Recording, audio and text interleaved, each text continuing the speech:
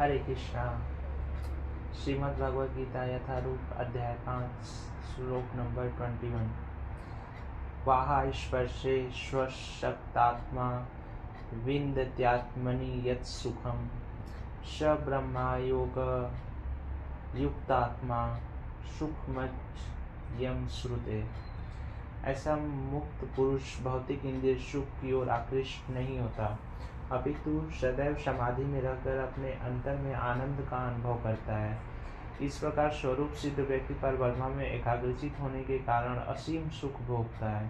तात्पर्य: कृष्ण भावनामृत के महान भक्त श्री यमुनाचार्य ने कहा है,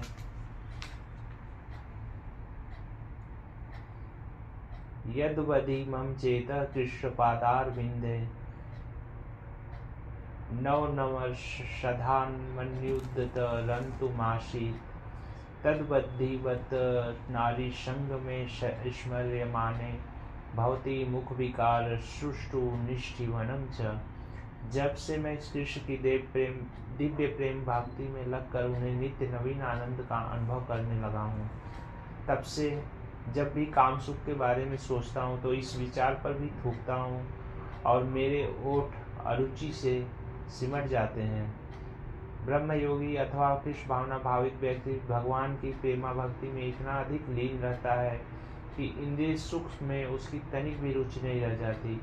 भौतिकता की दृष्टि काम सुख ही सर्वोपरि आनंद है, सारा संसार उसी के वशीभूत है और भौतिकतावादी लोग तो इस प्रोत्साहन के बिना कोई कार्य ही नहीं कर सकते। किंतु कृष्ण भावनामृत में लीन व्यक्ति काम सुख के बिना ही उत्साहपूर्वक अपना कार्य करता रहता है। यही आत्म साक्षात्कार की कसौटी है। आत्म साक्षात्कार तथा काम सुख कभी साथ साथ नहीं चलते। कृष्ण भावना भावित व्यक्ति जीवन मुक्त होने के कारण किसी प्रकार के इंद्रिय सुख द्वारा आकर्षित नहीं होता है। ये ही संसर्पर्श जा भोगा दुख यो नव एवते आद्यंतवंतः कम ते न तेषु रमते बुधः। बुद्धिमान मनुष्य दुख के कारणों में भाग नहीं लेता जो कि भौतिक इंद्रियों के संसर्ग से उत्पन्न होते हैं। हे कुंती पुत्र, ऐसे भोगों का आदि तथा अंत होता है, अतः चतुर व्यक्ति उसमें आनंद नहीं लेता है। तात्पर्य: भौतिक इंद्रिय सुख उन इंद्रियों के स्पर्श से उद्भूत है जो नाशवान है, क्योंकि शरीर स्वयं नाशवान है। मुक्त आत्मा किसी नाशवान वस्तु में रुचि नहीं रखता। दिव्य आनंद के सुखों से भली भांति वह अवगत व भला मिथ्या सुख के लिए क्यों सहमत होगा। पद्म पुराण में कहा गया है, रमन्ते योगिनो नन्ते सत्यानंदे चिदात्मनि इति राम पदे नाशो परम ब्रह्मा विधीयते। योगी जन परम सत्य में रमण करते हुए अनंत दिव्य सुख प्राप्त करते हैं, इसलिए परम सत्य को भी राम कहा जाता है। भागवत में 5.5.1 भी कहा गया है, नायम देहो देह भाजाम निर्लोके कष्टान काम नहरते विभुजाए तपो दिव्यम पुत्र कायेन सत्वम शुद्धेद यस्माद् ब्रह्म सौख्यम तन्वंतम। हे पुत्रों, इस मनुष्य योनि में इस इंद्रिय सुख के लिए अधिक श्रम करना व्यर्थ है। ऐसा सुख तो शुक्रों को भी प्राप्य है। इसकी अपेक्षा तुम्हें इस जीवन में तप करना चाहिए जिससे तुम्हारा जीवन पवित्र हो जाए और तुम असीम दिव्य सुख प्राप्त कर सको। अतः जो यथार्थ योगी या दिव्य ज्ञानी है वे इंद्रिय सुखों की ओर आकृष्ट नहीं होते, क्योंकि वे निरंतर भावरोग के कारण है। जो भौतिक सुख के प्रति जितना ही आसक्त होता है वो उसे उतने ही अधिक भौतिक दुख मिलते हैं। शक्रोति है वह शोरु प्राक शरीर विमोक्षणात् काम क्रोधोद वेगम सयुक्त स सुखी नर। यदि इस शरीर को त्यागने के पूर्व कोई मनुष्य इंद्रियों के वेग को सहन करने तथा इच्छा एवं क्रोध के वेग को रोकने में समर्थ होता है तो वह इंसान इस संसार में सुखी रह सकता है। तात्पर्य: यदि कोई आत्म साक्षात्कार के पथ पर अग्रसर होना चाहता है तो उसे भौतिक इंद्रियों के वेग को रोकने का प्रयत्न करना चाहिए। ये वेग है वाणी वेग, क्रोध वेग, मनोवेग, उदर वेग, उपस्थ वेग तथा जीवा वेग। जो व्यक्ति इन विभिन्न इंद्रियों के वेगों को तथा मन को वश में करने में समर्थ है, वो गोस्वामी या स्वामी कहलाता है। ऐसे गोस्वामी नितांत शयनी जीवन पर बिताते हैं और इंद्रियों के वेगों का तिरस्कार करते हैं। भौतिक इच्छाएं पूर्ण न होने पर क्रोध उत्पन्न होता है और इस प्रकार मन, नेत्र तथा वक्षस्थल उत्तेजित होते हैं। अतः इस शरीर का परित्याग करने के पूर्व मनुष्य को इन्हें वश में करने का अभ्यास करना चाहिए। जो ऐसा कर सकता है वह स्वरूप सिद्ध माना जाता है और आत्म साक्षात्कार की अवस्था में वह सुखी रहता है। योगी का कर्तव्य है कि वह इच्छा तथा क्रोध को वश में करने का भरसक प्रयत्न करे। योऽन्तः सुखो अन्तरात्स्थता अन्तर्ज्योतिर्लेव स योगी ब्रह्म निर्वाणम ब्रह्मभूतो धिगच्छति। जो अंतःकरण में सुख का अनुभव करता है, जो कर्मठ है और अंतःकरण में ही रमण करता है तथा जिसका लक्ष्य अंतर्मुखी होता है, वह सचमुच पूर्ण योगी है। वह परब्रह्मा से मुक्ति पाता है और अंतोत्गत्वा ब्रह्मा को प्राप्त होता है।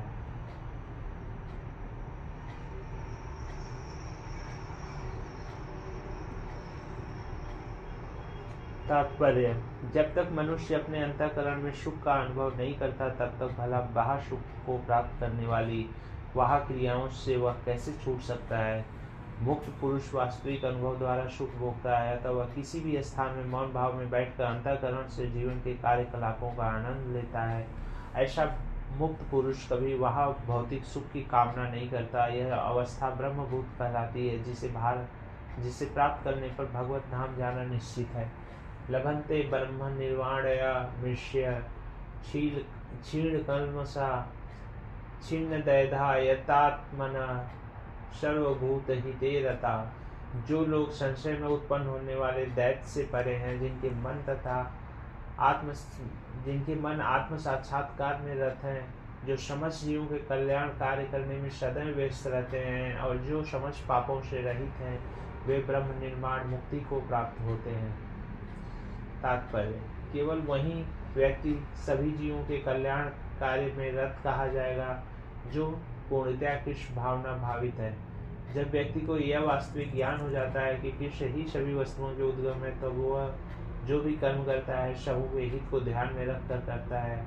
परम भोक्ता, परम नियंता तथा परम सखा कृष्ण को भूल जाना मानवता के क्लेशों का कारण है। अतः समग्र मानवता के लिए कार्य करना सबसे बड़ा कल्याण कार्य है। कोई भी मनुष्य ऐसे श्रेष्ठ कार्य में तब तक नहीं लग सकता जब तक वह स्वयं मुक्त न हो। कृष्ण भावना भावित मनुष्य के हृदय में कृष्ण की सर्वोच्चता पर बिल्कुल संदेह नहीं करना। वह इसलिए संदेह नहीं करता क्योंकि वह समस्त पापों से रहित होता है। ऐसा है यह दैवी प्रेम। जो व्यक्ति मानव समाज का भौतिक कल्याण करने में ही व्यस्त रहता है, वह वास्तव में किसी की भी सहायता नहीं कर सकता। शरीर तथा मन की क्षणिक खुशी संतोषजनक नहीं होती। जीवन संघर्ष में कठिनाइयों का वास्तविक कारण मनुष्य द्वारा परमेश्वर से अपने संबंध की विस्मृति में ढूंढा जा सकता है। जब मनुष्य कृष्ण के साथ अपने संबंध के प्रति पूर्णतया सचेत रहता है, तो वह वास्तव में मुक्त आत्मा होता है, भले ही वह भौतिक शरीर के जाल में फंसा हो। काम क्रोध विमुक्ता न यति न यच्चेत्साम अभी तो ब्रह्म निर्वाणम वर्तते विदितात्मना। जो क्रोध तथा समस्त भौतिक इच्छाओं से रहित है, जो स्वरूप सिद्ध आत्मसंयमी है और संशुद्धि के लिए निरंतर प्रयास करते हैं, उनकी मुक्ति निकट भविष्य में सुनिश्चित है। तात्पर्य: मोक्ष के लिए सतत प्रयत्नशील रहने वाले साधु पुरुषों में से जो कृष्ण भावना भावित होता है, वह श्रेष्ठ है। इस तथ्य की पुष्टि भागवत में 4.22.39 इस प्रकार से हुई है। यत्पाद पंकज जल पलाश विलास भक्त्या कर्माशयम ग्रथित मुद ग्रंथयन्ति संत तदनलिप्त मतयो यतो योपि रुद्ध श्रोतागणस्तमरणं भज वासुदेवम्। भक्ति पूर्वक भगवान वासुदेव की पूजा करने का प्रयास तो करो। बड़े से बड़ा साधु पुरुष भी इंद्रियों के वेग को उतनी कुशलता से रोक पाने में समर्थ नहीं हो पाता जितने कि वो सकार कर्मों को तीव्र इच्छा को समूल नष्ट करके और भगवान के चरण कमलों की सेवा करके दिव्य आनंद में लीन रहते हैं। बद्ध जीव में कर्म के फलों को भोगने की इच्छा इतनी बलवती होती है, इस ऋषियों मुनियों तक के लिए कठोर परिश्रम के बावजूद ऐसी इच्छाओं को वश में करना कठिन होता है। जो भगवत भक्त कृष्ण चेतना में निरंतर भक्ति करता है और आत्म साक्षात्कार में सिद्ध होता है, वह शीघ्र ही मुक्ति प्राप्त करता है। आत्म साक्षात्कार का पूर्ण ज्ञान होने से वह निरंतर सानिध्य समाधिस्थ रहता है। ऐसा ही एक उदाहरण दिया जा रहा है। दर्शन ध्यान संस्पर्शे मत्स्य कर्म विहंगमा स्वान्याय पत्यानि पुष्रन्ति तथा हमापि पद्मज। मछली, कछुआ तथा पक्षी केवल दृष्टि चिंतन तथा स्पर्श से अपनी संतानों को पालते हैं। हे पद्मज, मैं भी उसी तरह करता हूँ। मछली अपने बच्चों को केवल देखकर बड़ा करती है। कछुआ केवल चिंतन द्वारा अपने बच्चों को पालता है। कछुआ अपने अंड स्थल में देता है और स्वयं जल में रहने के कारण निरंतर अंडों का चिंतन करता रहता है। उसी प्रकार भगवत धाम से दूर रहकर भी भगवान का चिंतन करके कृष्ण भावनामृत द्वारा उनके धाम पहुंच सकता है। उसे भौतिक क्लेशों का अनुभव नहीं होता। यह जीवन अवस्था ब्रह्म निर्माण अर्थात भगवान में निरंतर लीन रहने के कारण भौतिक कष्टों का अभाव कहलाती है। स्पर्शा कृत्वा बहिर्वाहा शशुषवान्तरे ध्रुवो प्राणापानो शमो कृत्वा नाशाभयन् अन्तर्चारिणो एतेन्द्रियमनो बुद्धि निर्मोक्षपरायण विगतेच्छा भय क्रोधो यशधा मुक्त यवश्य। समस्त इंद्रिय विषयों को बाहर करके दृष्टि को भावों के मध्य में केंद्रित करके प्राण तथा अपान वायु को नथुनों के भीतर रोककर और इस तरह मन इंद्रियों तथा बुद्धि को वश में करके जो मोक्ष को प्राप्त करता है, जो मोक्ष को लक्ष्य बनाता है, वह योगी इच्छा भय तथा क्रोध से रहित हो जाता है। जो निरंतर इस अवस्था में रहता है वह अवश्य ही मुक्त है।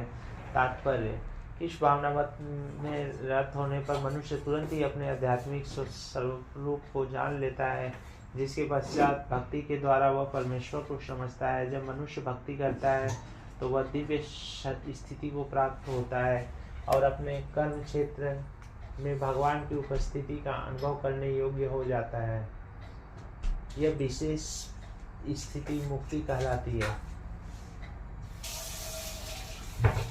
मुक्ति विषय उपयुक्त सिद्धांतों का प्रतिपादन करके श्री भगवान अर्जुन को यह शिक्षा देते हैं कि मनुष्य किस प्रकार अष्टांग योग का अभ्यास करके इस स्थिति को प्राप्त होता है। यह अष्टांग योग 8 विधियों यम नियम आसन प्राणायाम प्रत्याहार धारणा ध्यान तथा समाधि में विभाजित होता है। छठे अध्याय में योग के विषय में विस्तृत चर्चा व्याख्या की गई है। 5वें अध्याय के अंत में तो इसका प्रारंभिक विवेचन ही दिया गया है। योग में प्रत्याहार विधि से शब्द स्पर्श रूप स्वाद तथा गंध का निराकरण करना होता है और तब बुद्धिष्टि को दोनों भावों के बीच लगाकर अधखुली पलकों से उसे नासाग्र पर केंद्रित करना पड़ता है। आंखों को पूरी